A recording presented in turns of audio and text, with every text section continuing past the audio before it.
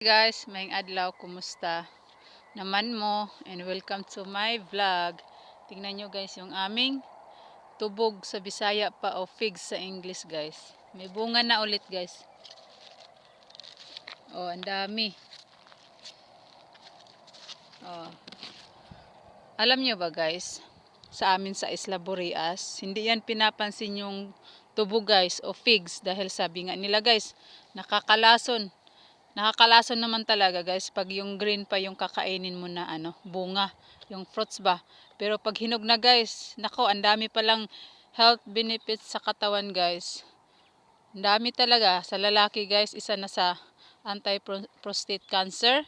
Tapos sa babae naman anti-breast cancer. Kaya kung may mga nakikita kayong mga figs dyan, kasi sa isla talaga guys, kung saan saan lang tumutubo, sa mga sapa, sa mga kakahuyan, hindi pinapansin guys, pero ang dami palang health benefits sa katawan guys. Kaya kung ako sa inyo, kunin nyo na kung may makita kayong mga figs o tubog dyan sa paligid.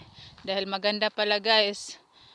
Ano siya, pag fresh, pag kinain mo siyang fresh, madagta. May dagta ba?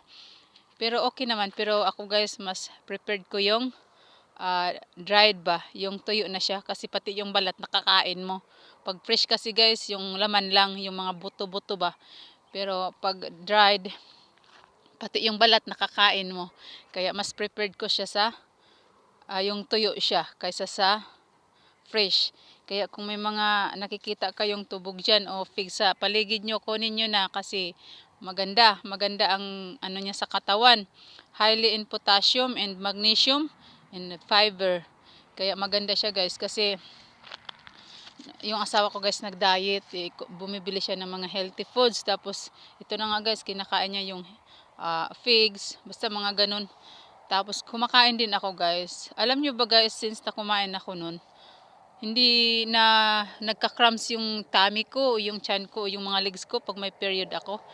Kasi yun pala guys, dahil pala siya sa potassium, sagana siya o sa magnesium. Kaya maganda siya guys, tsaka pag constipated din kayo, maganda din siya guys. Makakaano ka talaga, makakadumi ka araw-araw kung araw-araw ka kumakain ng figs o tubog. Kaya kami guys, nagtanim kami dito sa bukid. Dahil dito guys sa Australia, medyo pricey ba. Dahil siguro walang dito guys, plantation o farm ng figs o tubog. Kasi mostly talaga guys, yung import ba dito sa Australia yung figs o tubog. Galing Turkey, galing Middle East, ganyan ba. Kaya ang kami guys, nagtanim kami.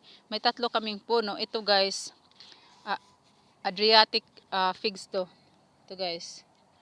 Ito yung Adriatic. Tapos ito naman guys, ito yung same talaga doon sa Burias guys namin na nakikita parati sa sapa. Di ko alam kung anong nito tawag dito. Yellow ata ang bunga nito o pula. Kasi yung tubo guys o figs, iba-iba yung kulay ng fruits. Iba't ibang variety ba. Kaya ito yun yung similar doon sa Burias guys na doon sa isla namin. Tapos ito naman guys, yung isa hindi ko kilala to. Asawa ko lang ang may alam nito guys.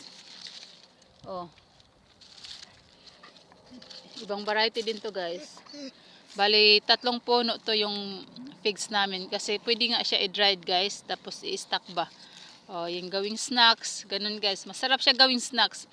Ang ginagawa ko guys, bago ako kumakain ako nito. Kasi maganda nga, mabilis ka makadumi araw-araw. Araw-araw ka talaga makadumi pag kumain ka nito. Kaya yun lang guys. Amping mo da kanunay. Bye bye. Please subscribe my channel.